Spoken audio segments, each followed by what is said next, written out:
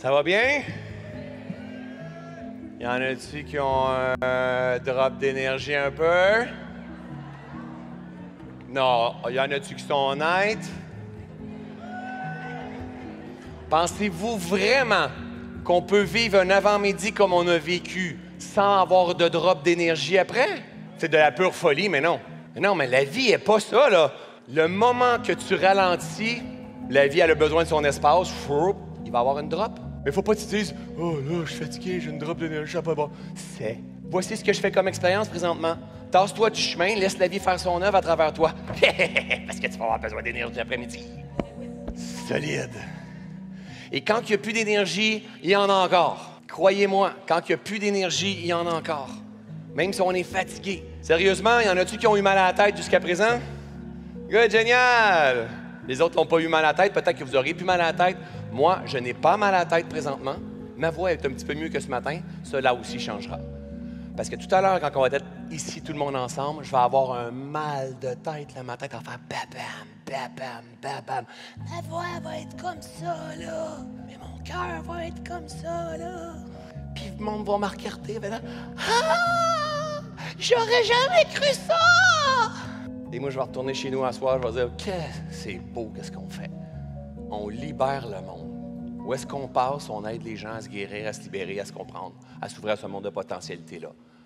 Sauf qu'il faut faire attention de ne pas écouter seulement le petit discours mental. Il est là, le challenge. C'est là, c'est ça qu'on doit écouter. On est esclave de ça, puis pour arriver à apaiser lui, il faut faire le vide le plus souvent possible. Il faut savoir répondre aux besoins du moment. C'est pas toujours une question de tambour. Une question d'aller courir un marathon.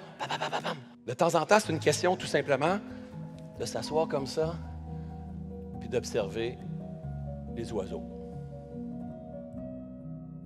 les ruisseaux, les feuilles tombées. Laissez cette grande respiration-là tomber. Regardez la mousse sur la roche, la neige fondre sur soi quand elle tombe. Percevoir le froid. Voir le nuage de boucan que je suis en train de faire parce qu'on est à l'automne ou à l'hiver. Ça, c'est aussi puissant que le tambour. Et il ne faut pas devenir ceux et celles qui ont besoin de sensations fortes pour vivre. Il faut apprendre à vivre avec ce qui est. Autant le subtil que le grossier, le micro que la macro. On est tout ça. Et pour arriver à percevoir ces subtilités-là et à ressentir, il faut qu'on arrête de nourrir le mental tout de suite quand il nous demande quelque chose. Il faut lui offrir l'espace. Il faut devenir maître en l'art de vivre, maître en l'art de dire « Go! Wow! Ralentis! Coucher! Doudou! » Parce que quand on n'apprend pas à dire à ce petit mental-là « Coucher, doudou », quand tu lui dis ça, il ne veut rien savoir.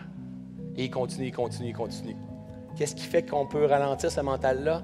Avec le flocon qui tombe sur ta neige. Ouais. C'est parce que moi, je suis rendu plus loin que vous, c'est pour ça. Faut que je me réadapte à penser comme vous.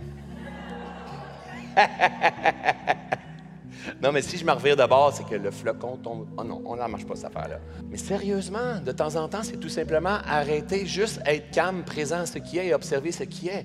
C'est pas obligé d'être un flocon. Ça peut être quelqu'un qui fait du bruit avec sa chaise, avec son papier, qui est en train de plier son papier. Un fou rire, un projecteur. Juste dire, je peux-tu mettre mon attention sur l'instant? Quand tu fais ça, là, tu reviens avec le temps quand tu t'entraînes en posture de l'âme. Tu n'es plus en posture du mental.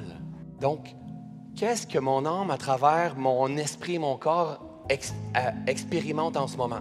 Parce que pensez-y, là, la seule façon d'expérimenter la vie, c'est à travers mes sens. Et ces sens qui sont captés dans ton corps, qui le signal s'en va dans ton esprit, là, c'est là qu'il y a le challenge, qu'il y a une analyse, il y a un jugement, il y a plein de choses, c'est là qu'ils ont beaucoup de travail à faire. Mais pour pouvoir arriver à ouvrir ce canal-là, il faut s'entraîner.